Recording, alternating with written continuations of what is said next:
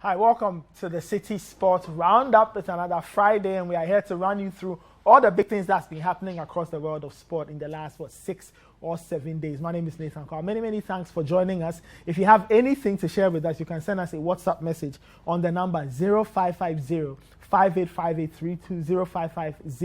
0550-585832, hashtag Citi Sports, and we'll try and read all those messages before the show runs out in about an hour. It's been a very interesting week of sport.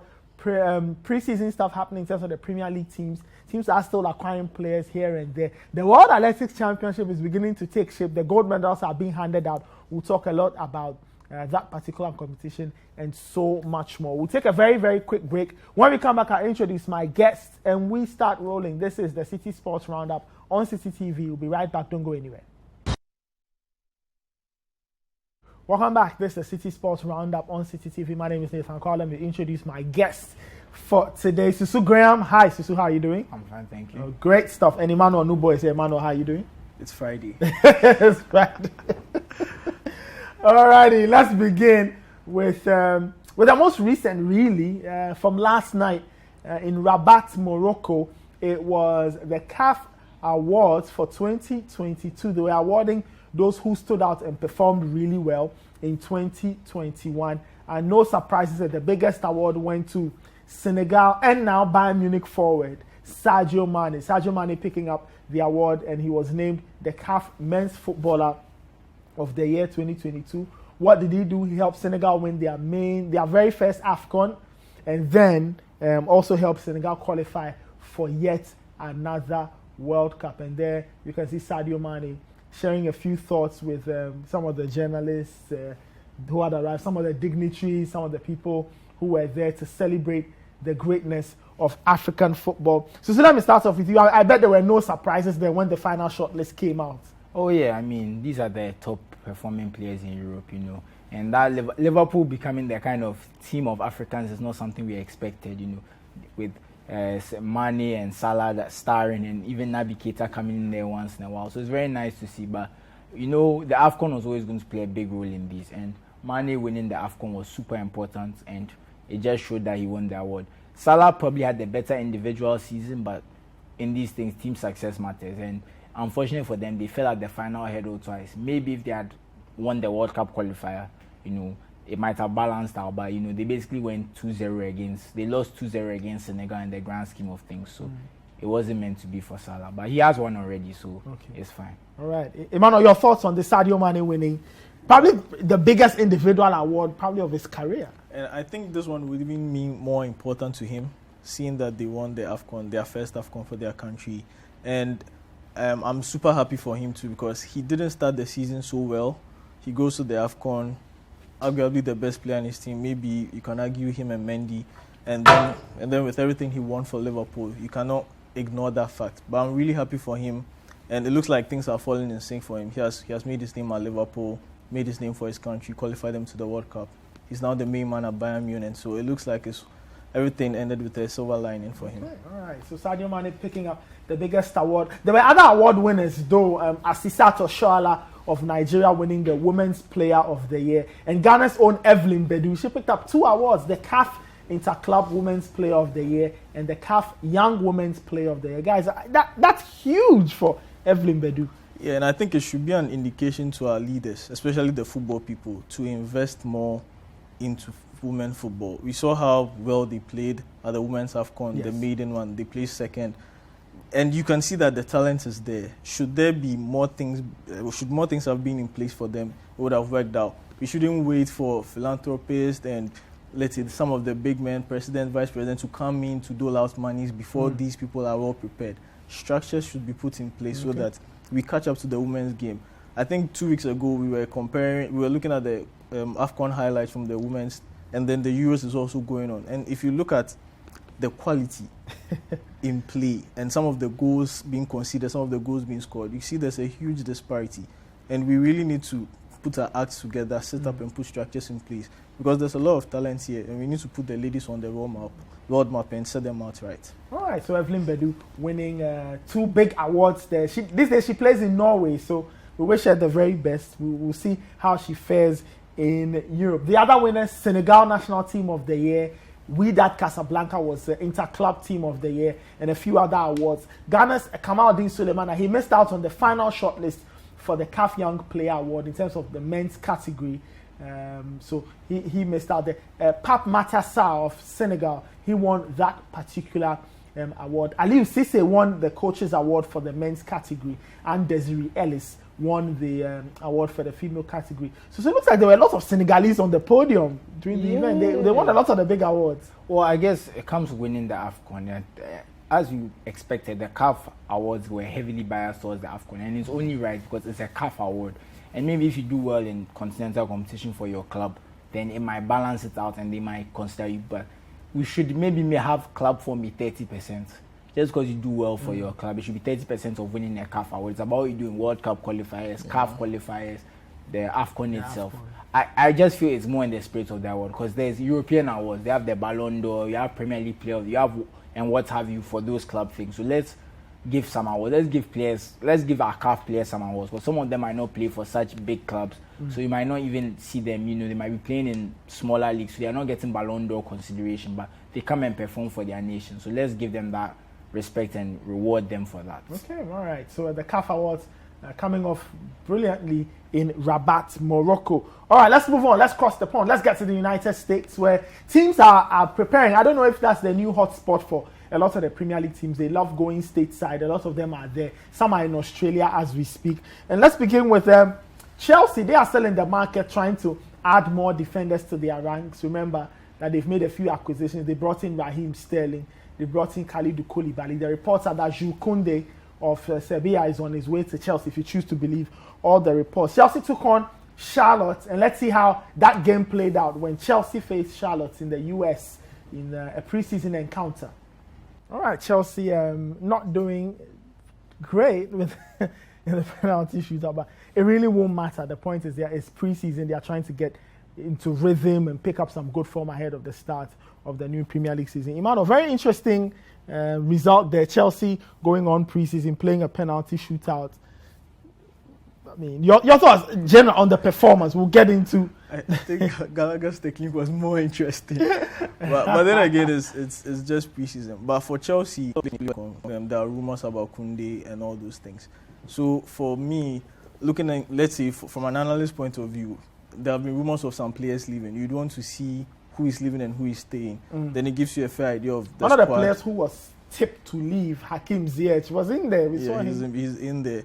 So outside, I mean, so you'd want to know, you want to have the full complement of your team, who is leaving, who is staying. Then that gives you a better perspective as to how to plan. But then again, it's just preseason. But he's a young lad, and it's still funny. I don't know why he.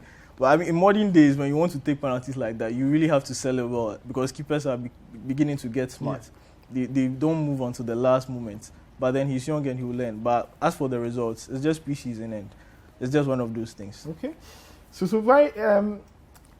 Your thoughts before me. I don't know whether you want to talk about the penalty. I'm more surprised that they didn't bring Kepa on for the shootout. But I mean, you wanted to see Kepa. Yeah, but just going back to the performance, you would expect Chelsea to put a few past Charlotte, maybe because the MLS season has kicked off. I mean, they kicked off in April, so they are smack dab in the middle of their season. So maybe they are just not a bit more match fit. I mean, Kepa was not available for the game. Oh, he was not available. Okay, that's what it is. So that's why he didn't do the sub. So, but the MLS teams, they are more fit. We even saw, Minnesota thrash Everton. So the American teams are not as easy as playing another European team you are in a similar level of condition. Because these guys they are fit. They're having their small mid-season break to come and play these friendlies and make some commercial revenue. So these are players who are well cooked. These people have just come from holiday and now getting to pre. So you can't expect a 5-star performance, but you still expect them to, score, maybe win 2-0 or something because of the level of their players. But so it's a bit disappointing. Maybe those issues they were having scoring goals a bit last season are still there. I mean, you can't really tell because, again, they are not full. We'll see how it plays and everything, but for me, it's a bit concerning that they are not scoring more in terms of the number. Because even against Club America, we saw again, not that many goals, and then Mason Mount saved them. So just a little to be worried about for Chelsea. All right, Chelsea struggling. No, I won't say struggling in the shootout, but one of those things. Look, it happens. It's pre-season. But I was quite happy, guys. We saw Raheem Sterling starting out for Chelsea. It looks like that chapter is well and truly up and running. I mean, I'm very excited. You are excited? Oh, very. I don't know, Emmanuel. Well, I'm happy for him. He's one of those players who he barely complains. Even when he wasn't having so much playing time, you barely hear him create rancor in the dressing room.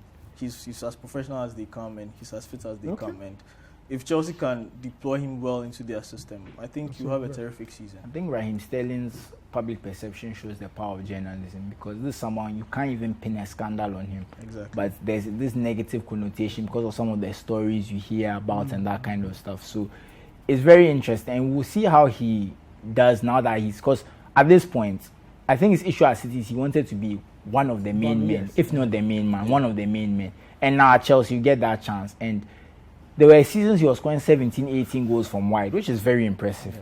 And so he's coming to a Chelsea team and needing some goals up front. So let's see how he does when he's going to start 35 games a season. Okay. You know he's going to be on the end under a lot of chances. Okay. I see 20 goals, maybe not in the league, but 20 goals minimum across all competitions. Right.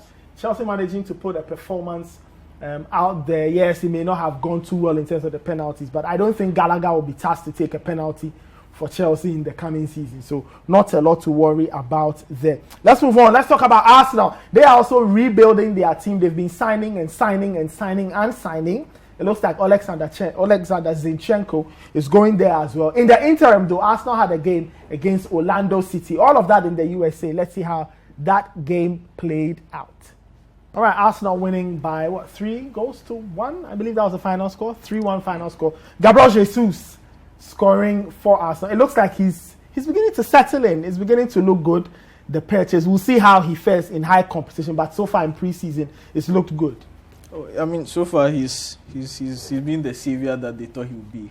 Okay. Him being called Jesus. Okay. Wow. And I think he has looked quite impressive. It looks like with the Brazilian contingent, they have let him into the team quite easily. He's put in goals. He's interplay with the other players. Especially Edin Ketia scored there. I thought it was just, but it's Edin Ketia. Yeah, so for us now, I just want to see how it will fare into the season, because it looks like the players that are being brought in, Arteta has there are some particular qualities he's looking out for in the players. Okay. Players who can hold on to the ball, players who are not too threatened under pressure, players who can progress the ball. But then if you put all these players together, you need to put them into a system that will help you maximize their qualities. So that's what I'll be looking out for, because if Arsenal finish out of the top 4 again, I think he'll be gone. Okay. So your thoughts? Arsenal look really good. Do you think that it's a sign? Are we to pick up signals to say this season they are in it to cause a few problems? Well, I mean, they had a very good spell in I won't say the latter half of the first half of the season, maybe from, let's say, game week 9 to about maybe game week 33, 34 until the wheels fell off. They had a very decent spell in the season. It's just that they just didn't have the stamina to keep Spurs away. So now that they've upgraded in certain positions, we should expect top 4 in the sense that they should be in and around. Okay. I think last season, 5th, if you had told them they'll be 5th at the beginning of the season, they would have been very happy after finishing 8th 2 seasons in a row. Because of their flirtation with the top 4, it made it almost like they bottled it in the sense that they should have been top 4. But if we had been honest, at the beginning of the season, there was no indication this was going to happen. So let's be fair on them. Even though they kind of messed up in a way, let's be fair to them that at the beginning of the season, 5th was okay. So now they've made some upgrades and they've done all of that. So we want to see them challenge for 4th. It will be difficult because I believe Spurs have done better in the markets than them. Okay. Chelsea are still ahead of them in that sense. So it will be very difficult, but I expect them to put a lot of pressure on those 2 clubs because we don't see Liverpool and City dropping out of the top 4. Okay. So that's a granted. So it's between those 3 London clubs to see who will get those 2 top 4 spots. I feel like they're outsiders, but they'll make a good go of it. All right, Arsenal doing big things in the United States. They beat Orlando City there. Let's move on to Manchester City. They have spent a good chunk of their preseason in Manchester in training camp trying to get ready. And they decided to test all the things they've been working on against Mexico's Club America. All of that in the United States as Man City gets ready to defend the title they won last season at the expense of Liverpool. So let's have a look at their game with Club America as part of their preseason plans. Right, Kevin De Bruyne scoring for Manchester City as they won that game by 2-1. Guys, are we going to see a season where Kevin De Bruyne becomes Manchester City's main man now? Well, I think he's been their main man, let me see, for 2 of the last 3 seasons. Okay. Apart from the season where he got injured, but City still managed to win the league. I think, arguably, he's the best player in the Premier League now. I think should Belgium perform well in the World Cup, maybe he could put in a shout for the Ballon d'Or. But for City, it's back to business. I think most of their players have shed off that holiday fat and they are back in form. It looks like it's going to be between City and Liverpool. For City, the challenge now is, yes, you've conquered the league. You've won 3 out of the last 4. Can that transcend into the Champions League? Can you dominate in the Champions League as you do in the league? So that's what we'll be looking at. But from the look of things, it doesn't look like they'll miss a beat, even with the new players coming in. Okay, all right. So your thoughts on Man City? I'm just interested to see how the new signings settle in. We know how, the rest of the 10 that we already know will play. I'm interested to see especially how Alvarez and Haaland come in, because there was this whole thing about City don't have a striker. Now they've bought 2. They bought the hottest one in South America. They bought the hottest one in Europe. So they are not pulling any punches. They want a good striker. I think Alvarez is a bit more suited to Man City style in terms of the fact that he can drop deep, link up play, he plays wide. He's similar to Jesus in that way, but I believe he's a bit more efficient from what I've seen. But again, playing in South America and scoring 6 goals against Botafogo and, Arsenal, De Sandio or whatever, it's very different from playing against Spurs, Chelsea, etc. So, but he has that talent. He's an Argentina international. And, of course, there's not much to be said about Erling Haaland, but he's a bit more direct, He's more of a penalty box striker. And it's the same thing I've said about Darwin Núñez earlier. They are not ball players in that sense. It'll be interesting to see how he fits into that City game, having to drop deep, play the 1-2s and that kind of stuff. But I believe the way City play, he will get chances and he will finish them. But how he performs in the build-up will be the interesting thing to watch. Okay, we'll wait to see how Erling Haaland, Man City's new number 9, will fare. Let's wrap up football chit-chat with Liverpool. Remember, at the start of their pre-season didn't go too well. They lost to Man United, but they bounced back. And featuring heavily in that bounce-back process was Darwin Núñez. He scored 3 goals in about 23 minutes or so. 4 goals, sorry. Scored 4 goals. So 3 goals in 20 whatever minutes, 24 minutes, 23 minutes, and then added the 4. So Darwin Núñez already telling all the people who are dropping funny videos of him that, please watch this space, let me hold my beer. I have a few things to prove to every other person. But let's have a look at that game. Liverpool versus RB Leipzig. Darwin Núñez getting 4 on the day. Liverpool winning by 5 goals, 2-0 there. Clean sheet for Liverpool. So your thoughts on Darwin Núñez? I'm sure you've seen the videos. Say he's not good. I mean, some people claim that you have said that he's not that good. I don't know how true it is. I mean, Inzaghi was bad at football, but he was good at scoring goals. That one he will score. I was talking more about the kind of play we see from him. And that Crystal Palace highlights video, whilst it's exaggerated, it's what you would expect in the build-up. There'll be some slip-ups, they touch my legs and that kind of things. But in the box, there's no doubt about the type of player he is. And we saw it there, very efficient finishing. Straight, you see he's aiming for the corners. He knows what he's doing. He knows where the goal is. And against a team like RB Leipzig, where they are not playing the deep block, high line, the spacing behind, his pace and power even come to the fore more. He'll be able to breeze past the defenders and get into space and score goals. I feel he will score goals, but the link up in some certain games, there might be some issues when, you need a bit more control in tight situations and he can't give that to you. Even Diego Jota, who they have, scored a lot of goals, but if you pay attention to Diego Jota very well, when he's kind of in the middle of the park trying to do his things, it's not too good. And that's my worry for Liverpool right now. They have too many forwards who are good in the box, but outside the box, they are not as reliable. So that's something that they need to worry about. But Darwin Núñez, the goals will come, but we'll also see the fails as well. It will be a bit of a mixed bag.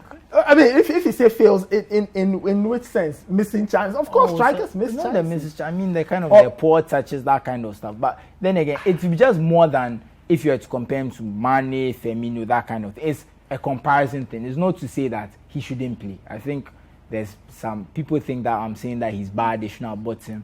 That kind of, no, we're not saying that. Maybe they paid more than they should have, but are we really going there? No. You see, transfer fees is a seller's market, so can you really say that you won't pay what they want? You have to pay what you want for your man. So sometimes you pay more than you want to, but if he fits their team, it's good enough. Emmanuel, this is Liverpool's new life post Sadio Mané. Sadio Mané is no longer there. They'll have to try and build a team that can guide them to the Premier League title and win the biggest titles. Your thoughts on this performance, and maybe what you think may happen to the team as the season wears on? There's a forward line, and there are decisions to be made in terms of that forward line by Jurgen Klopp. Well, I think for the forward line, as it stands now, the forward line picks out itself. It's going to be Diaz, Nunez, and Salah, because Jota is injured and Firmino has not been at his best. But then the things I seem to have realized was that Liverpool are a bit more direct now, playing with the number 9. Last season, in 3 of the finals Liverpool played, they failed to score in any of them. They lost 1 to Madrid by a goal to nil with all the chances they created, and then they won the other 2 on penalties. And in other games, we could also see that Liverpool struggled to penetrate at certain points in time. So with the directness, it adds up to what Liverpool already know how to do. I mean, with 3 of the goals there, you saw it's the same thing Liverpool are going to do. They will trap you, they'll press you, and immediately they press you 2-3 touches, they want to score. So that's already set in grain, and even regardless of the complements of the team that plays, that philosophy is still there. But I like the way Liverpool are more direct now, and with a striker like Nunez, if you get the ball into the box, you'll be able to finish. I tend to agree with Susu in terms of certain things that he lacks, but I mean, every player would want to maximize their attributes and then work on their weaknesses. Because in this game itself, there were 2 or 3 times where he tried to go past a player, one of them in defense, one of them in attack, and he lost the ball. So it's not his strong suit. But then if you put him against defenders on the line and you play him in behind, that would be to his strength. And seeing how Liverpool want to add a lot more directness to their approach, I think that will favor him, and then you will see him score more goals. With the 4 goals he has scored, he has put the haters to sleep for now. So hopefully he puts them to sleep for longer as the season nears the beginning. All right. We'll see how Darwin Nunez will fare when the league season kicks in. But of course, he scored his first Liverpool goal, scored 4 against RB Leipzig. In that game, Liverpool won by 5-0. So the top Premier League teams are getting ready, you know. I know that the likes of Man United and Co, they played in midweek, they play again over the weekend. United take on Villa. So gradually all these traveling around and things will come to an end. And then we have the Community Shield on the 30th of July. Remember, the main football season in terms of the Premier League starts on the 5th or so of August. We'll take a very quick break. When we come back, I'll go through some of your messages. And then we'll do some athletics. We will be heading to the United States to talk running, jumping, throwing, and all of that happening in Eugene, Oregon in the World Athletics Championships. We'll be right back. Don't go anywhere.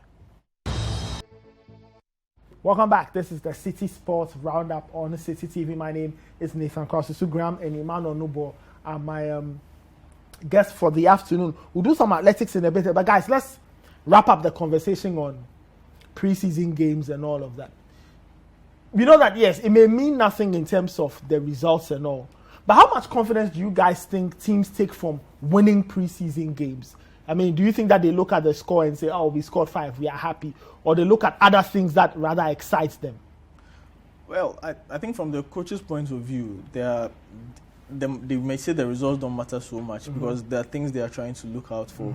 There are things for the video analysts have given them over the past season, and there are things they would want to improve, things they've worked on in training, and they want to see how it's been executed on the pitch. So for the coaches per se, the results might so much not be the issue, especially because they are looking for how the tactics they have deployed on the training ground are being implemented on the pitch. But for players, every football player hates to lose. And that's the hallmark of South Americans. Once they get onto the pitch, they mean business. And even in the friendly Manchester City against Club America, there was a bit of pushing between Grealish and Ochoa. So it shows you how much it means to them, regardless of whatever it is. It's a friendly, yes, but footballers hate to win. So when they go out there, there'll be that. They hate to lose. So once they get on the pitch, there's that competitive edge in there to prove also. For teams where there are new managers coming in, preseason is the best time to actually show the coach that, okay, please pick me, I want to be in your team and whatever you seek to build for it. For a team like United. Yeah. So it's every team and the dynamic. But players hate to lose, but coaches look out for more than just the results. So what would be more of a concern to you, for example, if you're dear AC Milan, if they played 10 preseason games and lost 8 and won 2, would you be bothered? Well, I have to look at the lineups, who played on those days. like who we played against, what stage of their preseason they were. Those type of things matter to me.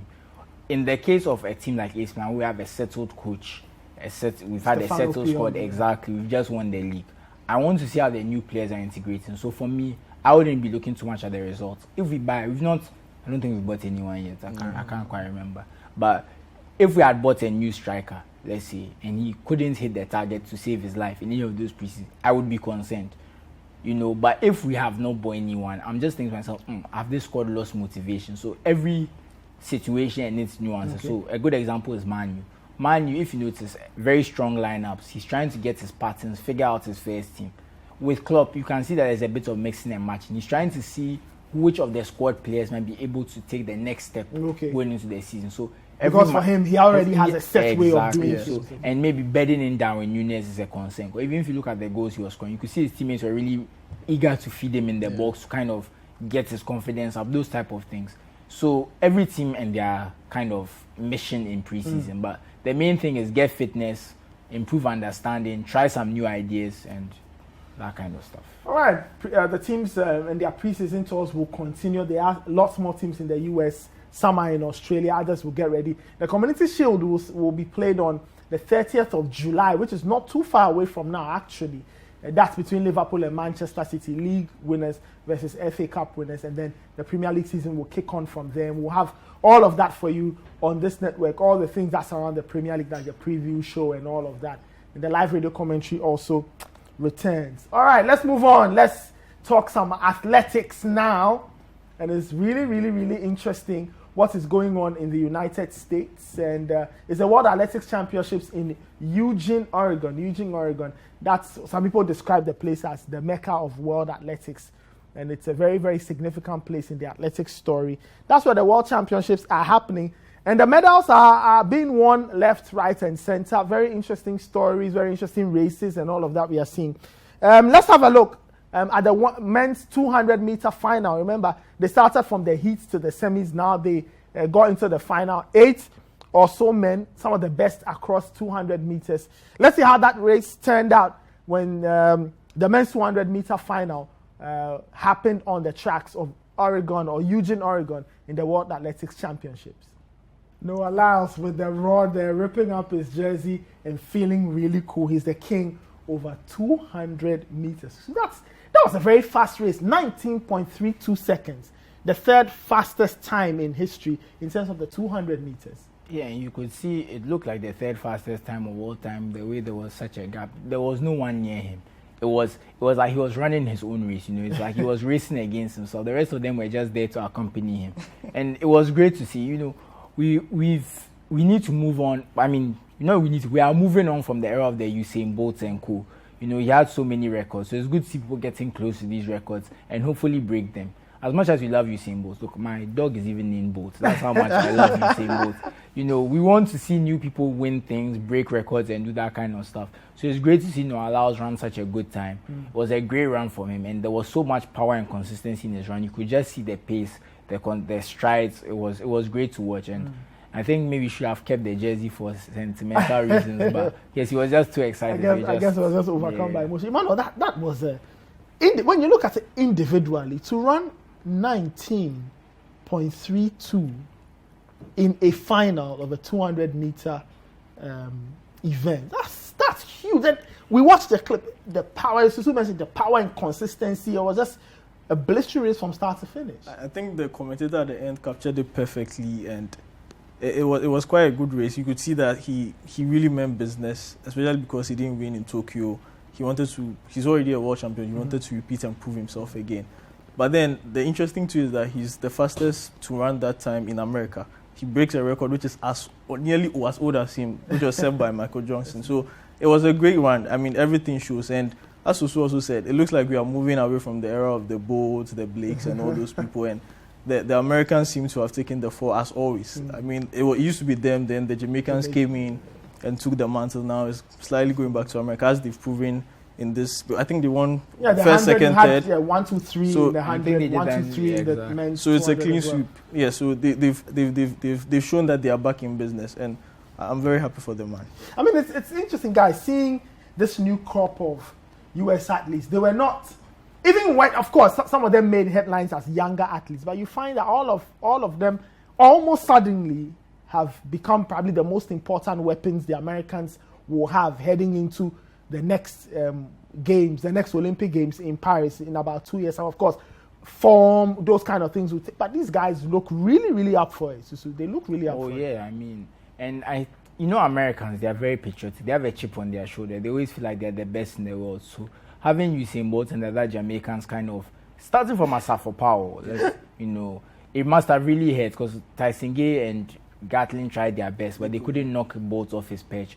So I think for the USA, this was very needed. I think their ego had taken a big bruise because of the Jamaican dominance. So it's nice for them. It's an exciting time to see them back. But I expect the Jamaicans and the wider Caribbean to give us a few challenges coming to the next Olympics. I think right now sprinting is not localized in the USA. I think right now it's growing wings because even in the women's, we had in the 200, we had I think the two ladies from Namibia, even though they were having their whole issues with the testosterone stuff, they were posting very good times and challenging the order. So it's good to see other countries coming in. It makes it when they say world, sometimes it feels like, especially in the sprint, it feels like the USA and the Caribbean. But now we are seeing other countries, some Europeans also coming in. So I like it's feeling more like a world sport. Let's talk about 200 meters. That final also took place. It featured the big three: Ellen Thompson-Herah, Shirley-Ann Fraser-Pryce, and then Shericka Jackson. So let's see how it played out. The Jamaicans are hoping to make a statement in this particular race at the World Championships. Wow. That was a very, very good race from Shericka Jackson. Guys, when at the start of the race, she wasn't figuring in that winning bit. Even at the start of the bend, but by the time they had run the bend, there she was in that position to go on and win it. I think that's one of the intriguing things about the 200 meters. The race actually starts after the bend. Then the final 100 to the finishing line is when the race starts. And you could see it looks like the 200 somehow is becoming a bit of an Achilles heel for Shirley-Ann because from all of the mark she was in front. And for the 100 meters, because it's quite a shorter race, she won it easily there. But great endurance, and then she persevered. That's Shericka Jackson to win gold.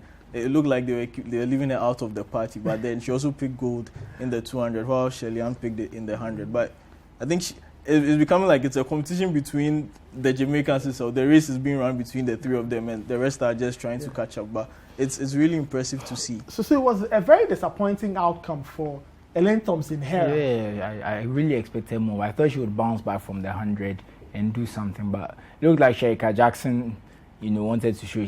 Everyone has had their turn. She said, "Now it's my turn to shine." And I said it before, speaking on Shirley-Ann Fraser-Pryce, that I didn't expect her to do as well in the 200. Okay, because, why? From whenever I watch her, I feel like she's more of she's 100 meters because her burst and start and acceleration is so good, but the 200 there's a stamina element that isn't as present in the 100. And remember, Asafo Powell was winning races, but by 80 meters, Asafo Powell used to slow down, and he got a world record being able to do that because of how quick his first 100 was. And that was the difference between him and Usain Bolt. Usain Bolt got better as the race wore on because of his long legs. Usain Bolt's weakness was his start. So even though he was so fast and was winning 100, in the 200 you really saw the real Usain Bolt because his strides were picking up, and he went exactly for him to really stretch his legs. Exactly. So everyone has a different race style, and I think Shirley-Ann Fraser-Pryce, maybe her age is part of it too, that it's a bit harder for her to keep up that full effort for the 200. So I did not expect her to win the 200, even though she did well in the 100. I saw that one coming. I thought Thompson-Herah would be the one to kind of make up for it, but it looks like Shericka Jackson proved them wrong. It's good. Now all those three Jamaican women have won something, and we hope to see them in the relay. I mean, you mentioned Shirley-Ann Fraser-Pryce. She's 35. I think she's just coming away from giving birth for a second time. I'm not too sure. Clearly, the age is, and it could be a reason. The younger you are, I think you're a bit more powerful in your running. And at age 35, it won't be quite a stretch asking her to compete in the 200. I think for her, maybe as it is now, and I think she hinted herself that the 200 was more difficult for her. So maybe she should stick to the relays and then the 100, because in the 100 it looks like she still has that competitive edge, even though Herah Thompson beat her in Tokyo and all that. She won in the World Athletics champion. So it looks like she's still one of the very fastest in the 100. But the 200, that's a bit okay. It's a bit sketchy for her. Well, the relays will come up early on Saturday, I believe. Team Ghana, in terms of the men's relays, will be there. The women's relays a little later. Deborah Aqua will be taking part in the women's 800 meters. Guys, let's talk about Team Ghana's performance so far. We are yet to break into a potential medal-winning position. None of the guys have won their heats, and they've progressed. What would you put it down to? Is it poor preps, or you've just come up against better quality? I don't know. I feel a little mixed whenever I watch the Ghanaian times and results. I want to take this one. I think it's the same problem we're having in our football: lack of investment. Because these guys, where are they getting their training from? They're not being trained in Ghana. Most of them are going to school in the United States and getting their training there. What are we doing in Ghana to make the next Azamati? I'm trying to figure out, like, we don't have as much. We pour most of our money into football and not even into grassroots, into the national team. So we are abandoning the development because we are lucky we'll get Thomas Partey and Salisu every once in a while. But if you look at it right now, we're getting so much more of our players coming from the diaspora. And maybe that's even what's going to end up happening in sprinting as well, because we don't have the structures in place. You can argue, okay, maybe we don't have a lot of money as a country and that kind of stuff, but we're not even doing the bare minimum based on what we have to invest. So for me, anything that these athletes do, be it if they go to a world championship and they're the last of the last in their heat and their slowest time, they've done well to get there, because I can't see what Ghana as a country has done for them to get there, apart from giving them a passport, So we really have to do better, because there's a lot of talented sports people, and where is the support? Where is the help for them? And this goes across all sports.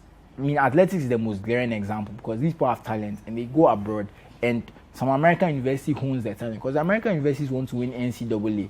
So if they see you and you're running fast and you're wherever, they'll give you a chance to come and prove yourself in their universities. I know people who have gone on those type of scholarships. Maybe they went in Division 1, maybe they ran in Division 2, Division 3, but people are getting scholarships to go and run, and you are getting a university degree, and they might end up staying there because they've gotten the degree there, they'll get a job there. So we need to try and improve these things. There's some things being done, but I don't think it's enough. I don't think it's nearly enough. Emmanuel, your thoughts on Team Ghana so far? Zamati fell short, Joe Paul fell short. Alex Amanko, I thought he had the chance only for... He did pretty well when you look at the times and that kind of stuff, but it just... He also violated lane rules. Unfortunately. I think I tend to side with Susu, because it's something that we keep doing time and time again. We water the tree from the top, and that's the problem, because we do not work the grassroots. We do not invest into the base so that it grows and blossoms. And that's something, it's glaring in athletics. And the fear actually is that universities in the US are getting smarter. They are picking up talent, giving them scholarships.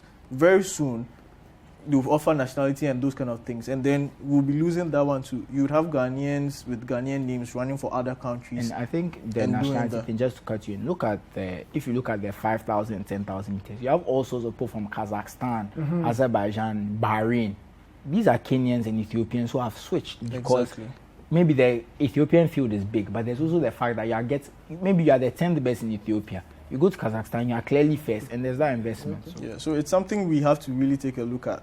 If we start losing talent to Europeans because we are not investing into our own talents, then what will we be doing there? Any hope? And do you remember we had that long jump? I can't remember his Ignatius name. Geza. Didn't he end up going to jump for the Netherlands? I think they offered him something with training and all those things for their youth. Any hope for the guys who are left? 4x1, Deborah Aqua, she's in the women's long jump.